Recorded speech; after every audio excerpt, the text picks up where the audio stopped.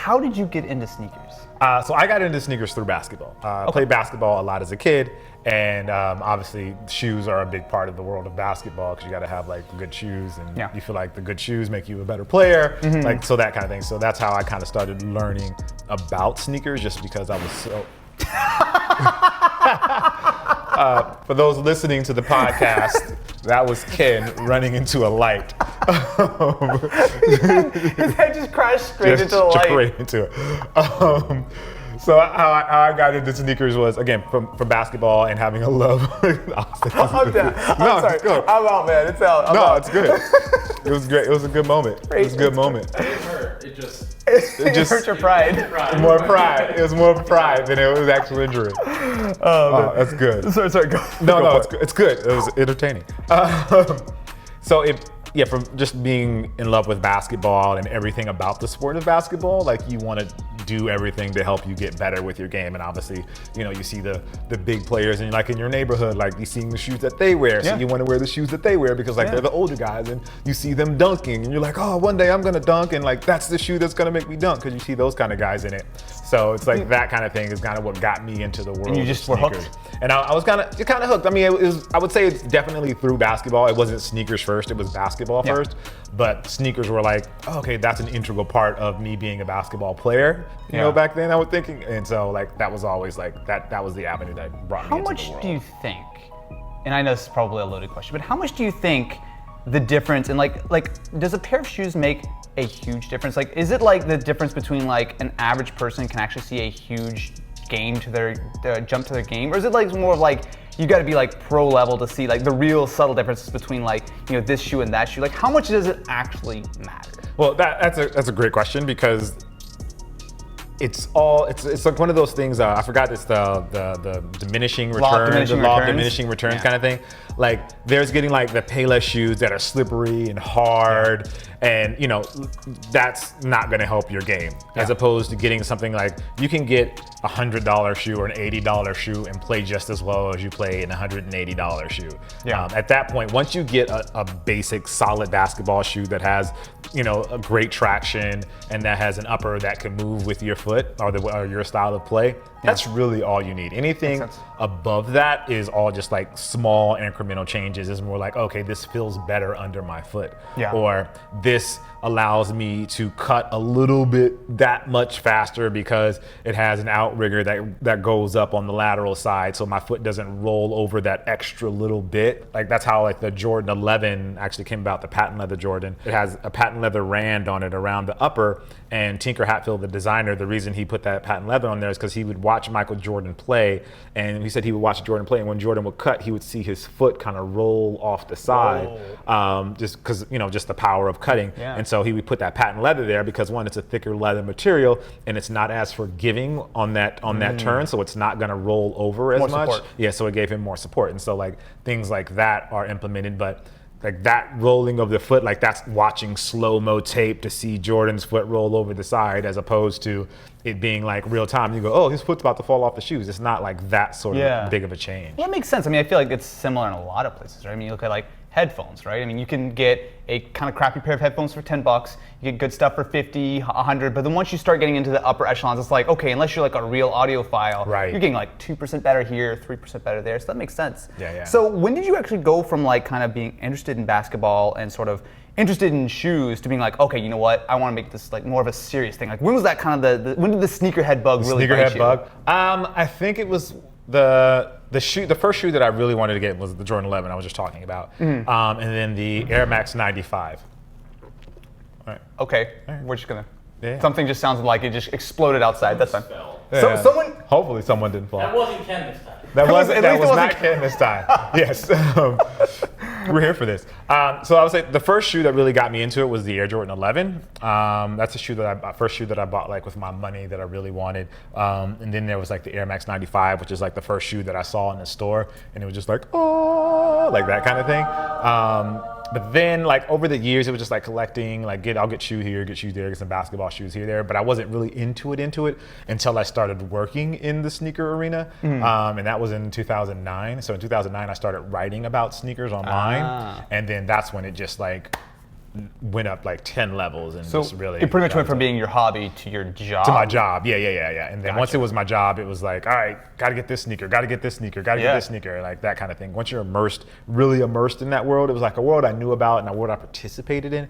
But once I started working in it, I felt like I was immersed in that world, and that changes your perspective, obviously. So this was a written, you were doing written articles? Yeah. So what was the difference between the written articles and when you finally evolved into video? Like kind of, was that like a smooth transition, or did you one day go like, you know what, I'm out, I'm making YouTube videos I'm making now. videos now.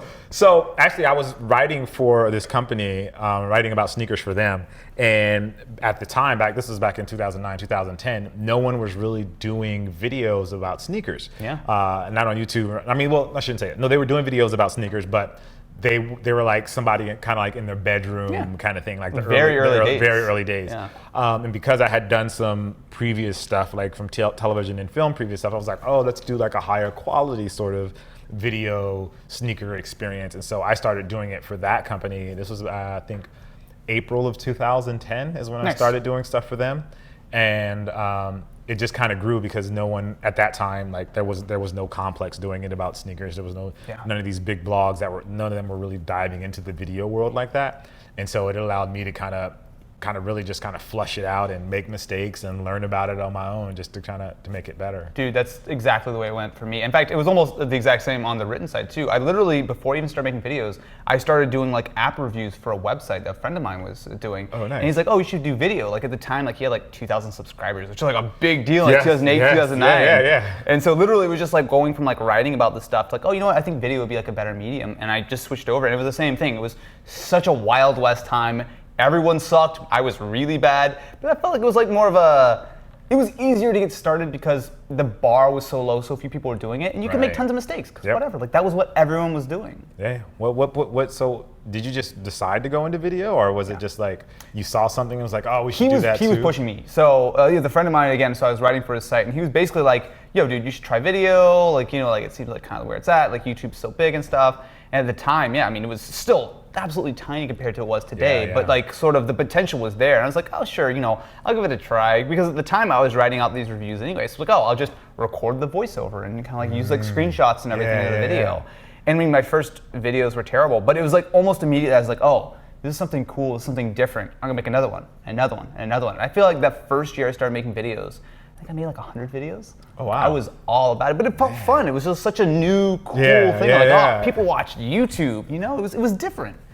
But I'm sure the shoe world, and obviously tech has exploded, but I think almost more so with the shoe world. I mean, there's probably a massive difference in the last 10, 15 years, right? Of just like the evolution of stuff. Like, is there anything like, can you name like one specific thing that to you is kind of like a turning point? Like I know in the tech space, it's almost always everything is compared to before and after the iPhone, right? Because that just was such a huge shift. Was there ever like a moment like that in shoes, or was it kind of a little bit more of a gradual change? I think there's a couple of different moments in the sneaker world. So one is the launch of the Air Jordan 1. This was back in like 1985. That really, I think that's the shoe that really kind of sparked the sneaker culture and started to get people really into sneakers. And then back, I would say the 90s was like a huge time for sneakers, especially for basketball, like big, bulky basketball sneakers. It was also kind of like the golden age of hip hop in a sense. It was like where hip hop really kind of became pop culture and really exploded was during the 90s.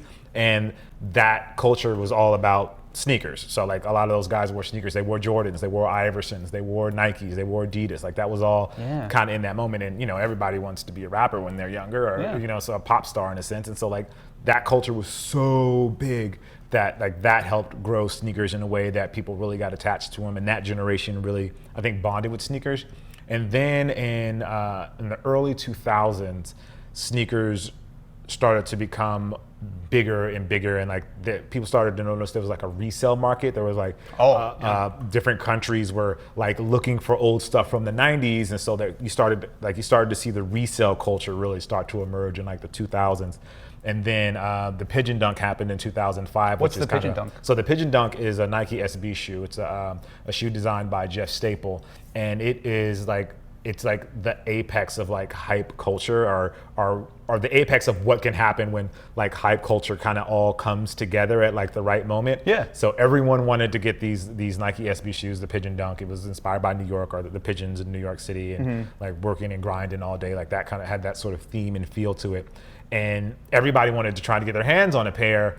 And like that had happened before with other sneakers, but for some reason with this one, like it just kept building, like the energy around it just kept building and building, and people were going to forums and message boards and finding out information, finding out when shoes were shipped from the factory and when they were like it was just one of those things that kind of just got to that point.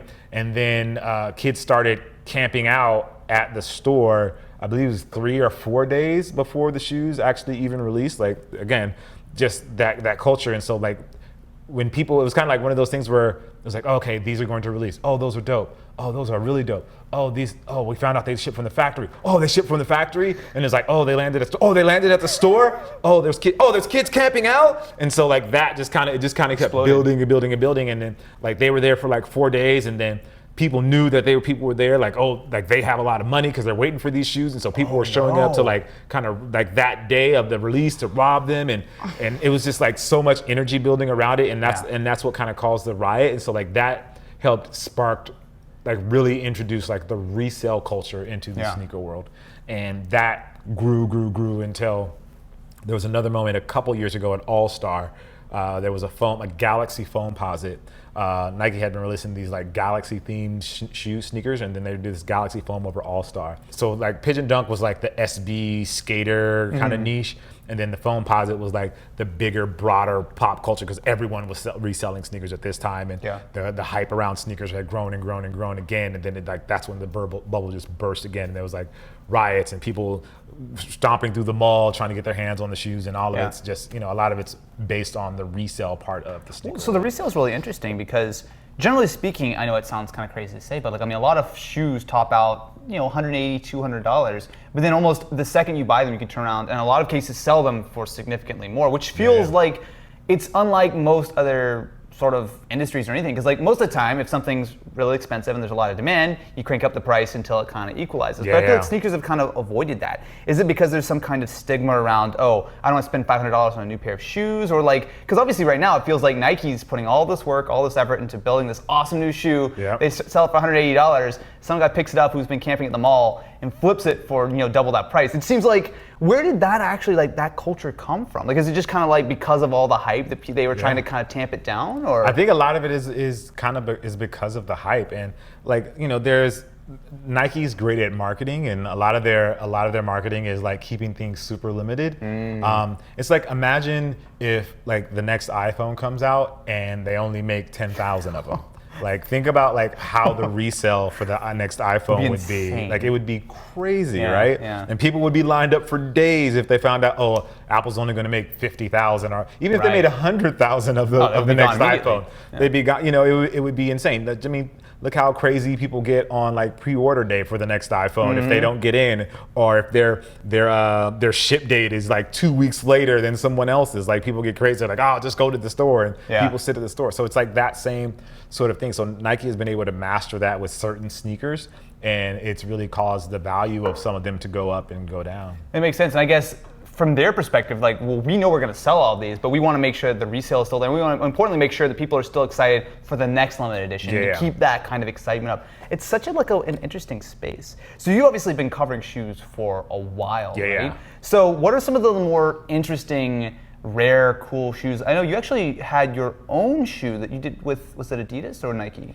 I made a shoe with Adidas, which looked terrible, so we won't talk about that one. What? No, we have to talk about this now. What was it like? It was like cobbling together. I was more of a cobbler than like a designer, I'll say. So that sounds like everyone. That sounds like everything has ever been designed. It's like, oh, I took a piece from this, a piece from that. Come on, no, tell me. It was a piece of this, a piece of that. So they had this new called the pod system, and so they gave us all of these pieces and kind of let us basically build a shoe. It's like a one of one. Like, no one will ever get versions of this shoe that I made, but it was cool. And then I've also done stuff with Nike on Nike ID where they allow me kind of to customize a shoe. Like, I've done one for my grandfather, done one for my mom, and I made one for one of my good friends, Foamer. That's awesome, man. So what's it like obviously as someone who reviews this stuff and you're always into it, what's it like to be on the other side? Because I've always wondered that. Like, I mean, it's easy for me to be like, this laptop sucks, blah blah blah. But then like, you give me the tools, like, you give me like a room full of designers. I'm like, make it bigger. I don't know. Like, what's that like? That's a lot. It's a lot different being on the design side, and I think that gave me a little more empathy for the designers of shoes. Yeah. Because I'm not even technically designing a shoes. I'm just like doing colorways and changing the way certain things look. A designer is drawing out the lines of how it goes up and down the side. It's implementing technology, whether it needs to be a 3mm bag or a 5mm zoom bag, and where to place it. Is there going to be a carrier? Is it going to be in the forefoot, or is it going to be in the heel? Is it going to be an outrigger? Is it going to be a heel cup? Like, I didn't have to worry about any of that. I understood four of those words.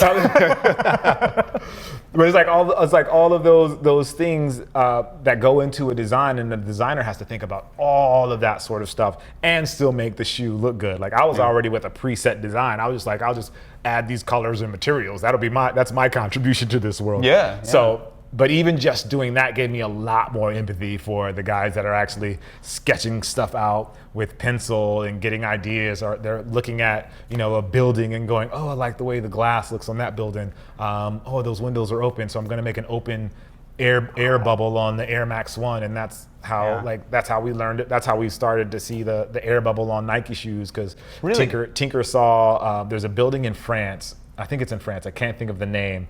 It's like a museum. It's like this open air building, and like the windows are pretty open and it's wide, and that's where he got the idea of showing the air bubble, because up until then the air bubble was inside the shoe and you couldn't see it. It was encapsulated. Really? But that was the first. Yeah, he saw a building and that was inspired him. Yeah. Well, that's crazy. I mean, obviously things have come so far from those Jordan 1s, right? But I know that they're still. I mean, they still make Jordan 1s today. Yes. Like, did it go out of production at some point?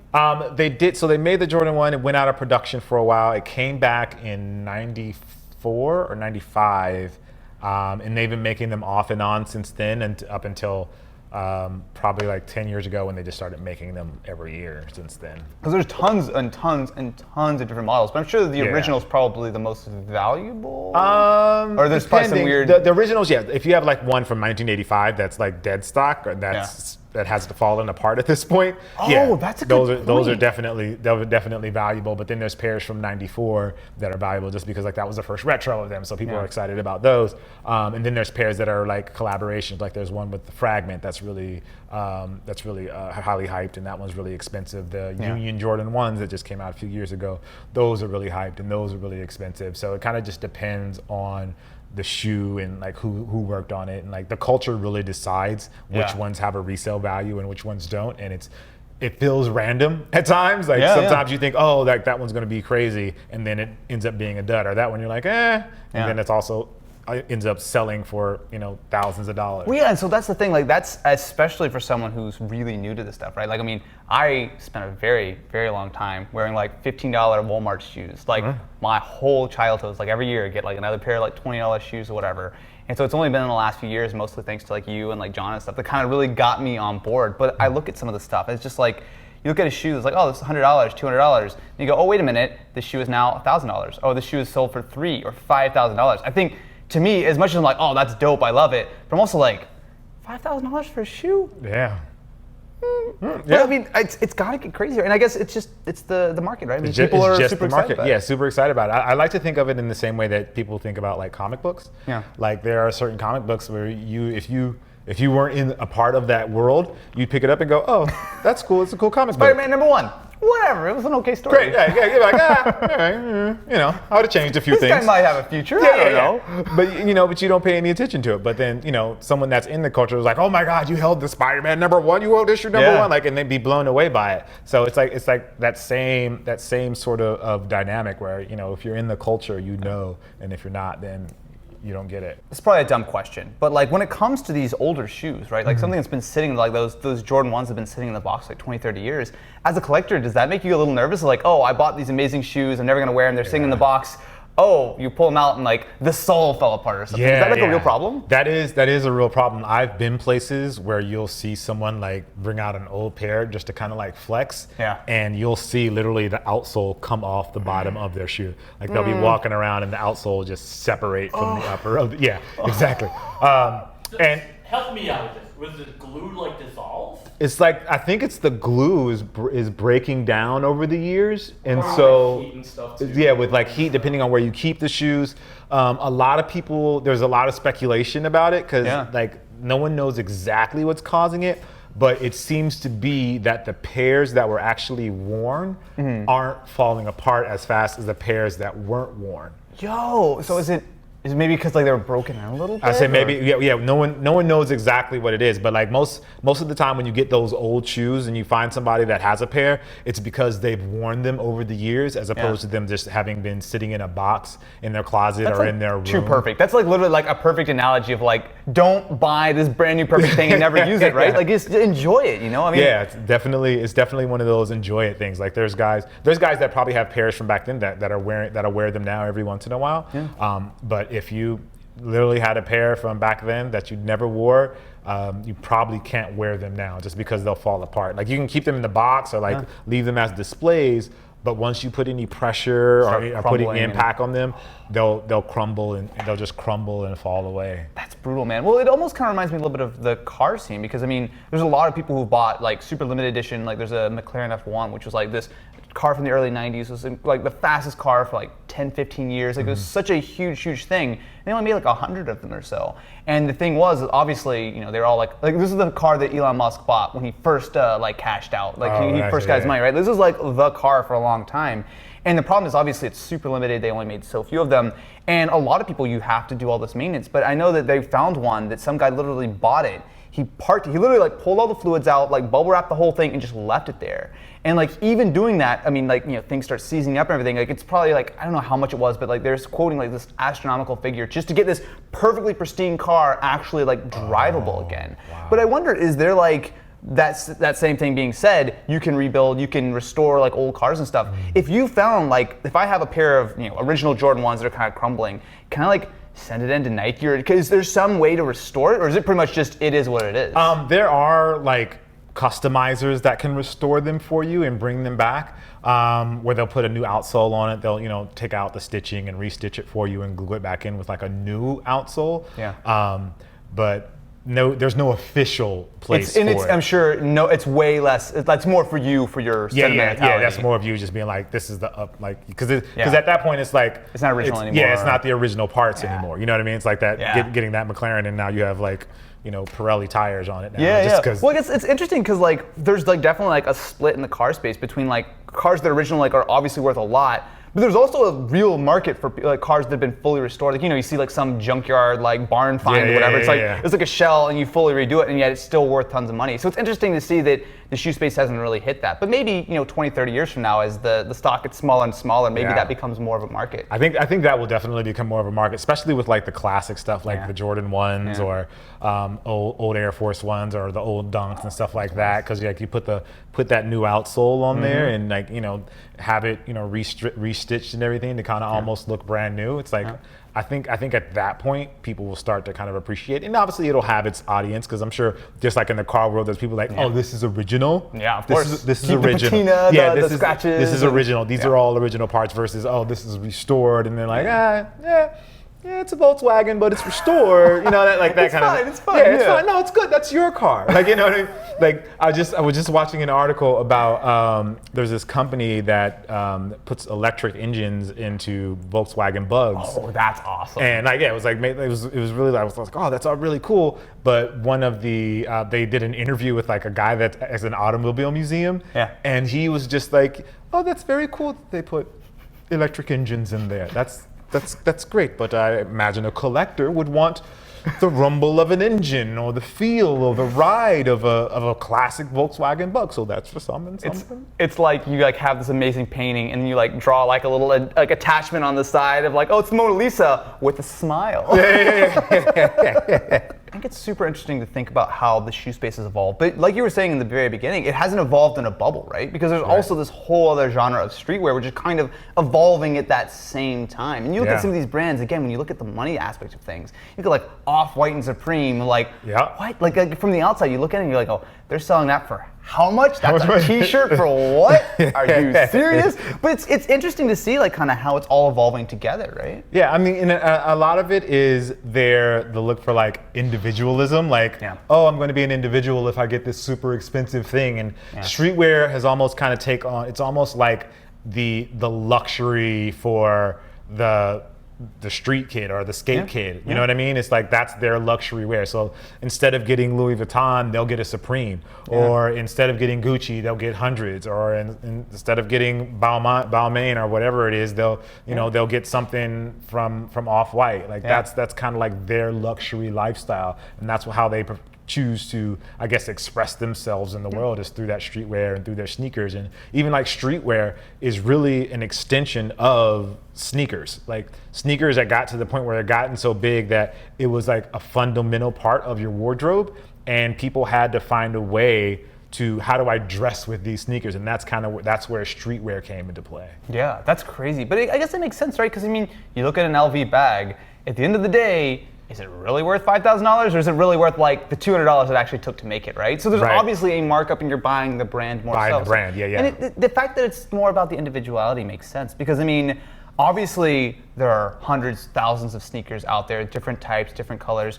But at the end of the day, there's still trends. There's still only so many cool like things you want to do a video on in a year. Right. And you're gonna see someone walking around with that cool pair of Yeezys. You're like, great, I'm not cool anymore. But you put that Supreme hoodie on. You're like, can't copy me now. Yeah, now I'm cool. Now I'm cool. And that's part of it. I think a lot of people, sneakers has gotten to the point now where people are getting into sneakers just because they want to be cool, as opposed to making it authentic to them. That's me. I just want to be cool. No, but like you buy sneakers that you actually like. Yeah. Or like when I had when the team surprised you with that sneaker, it was like, oh, this is something that I think would work with Austin. I think it kind of reflects his personality a little bit. And like, I don't expect you to have 500 sneakers, but your team, they knew like, oh, this would be cool for Austin to have this cool shoe.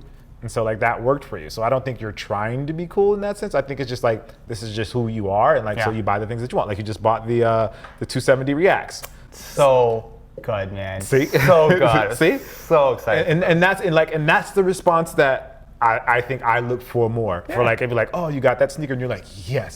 So like that's the way you should feel about the shoes that you pick. They should reflect you in that sort of way, and like that you get excited about them. Dude, that is so cool. So to wrap this whole thing up, we've talked about all this cool stuff.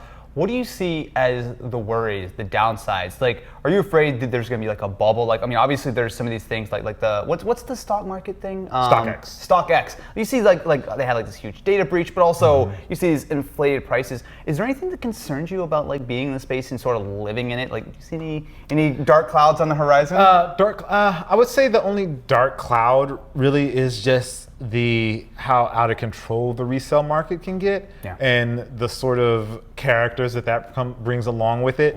But then there's also the extension of the culture kind of losing that touch and it becoming very corporate. Of like the sneakerheads usually use like a resale used to happen, you to me, or at a store or something like that. And now it's like you go to this internet website to buy the shoe. So it's kind of like these middlemen have kind of gotten into it. And I think it breaks up that community aspect of sneakers.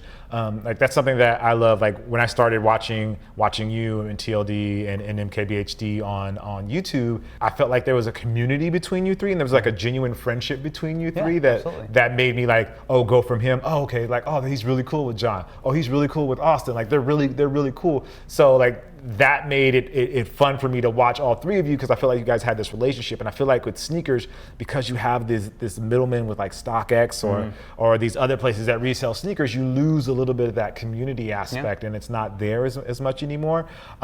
So like that's the only downside, but I guess that's because I'm a little bit older, and so I kind of grew up in that world where that community was a big thing. I mean, it makes sense though, right? I mean, who is excited about a company who goes in, buys a $200 pair of shoes, throws a $1,000 markup, and turns around and resells it, right? Right. Like, I mean, that's just like, I get it, make your money, that's awesome, but it's hard to be like, cool, good job, dude. It's just like, it kind of feels like you're kind of extracting value from really nothing when, I don't know. To me, that part of it is like, I totally agree, like, especially the characters that kind of come along with that. I'm just like, not a huge fan. But then again, it's ultimately your call, right? And if you like walk into the store and you're like, you know what, those are awesome. I don't care that you're charging me twice as much. Like that's what I want. More power to you. But it's like.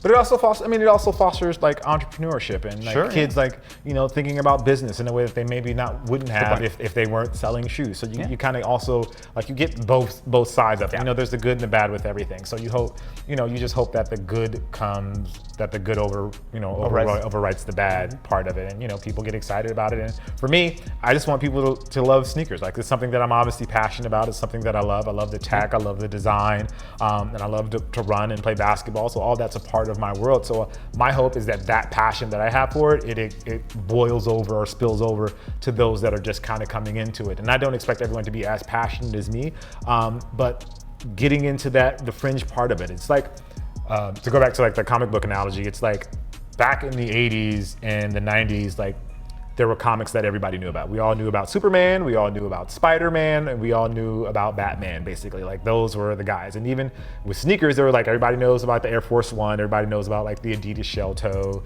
and everybody knows about Jordans.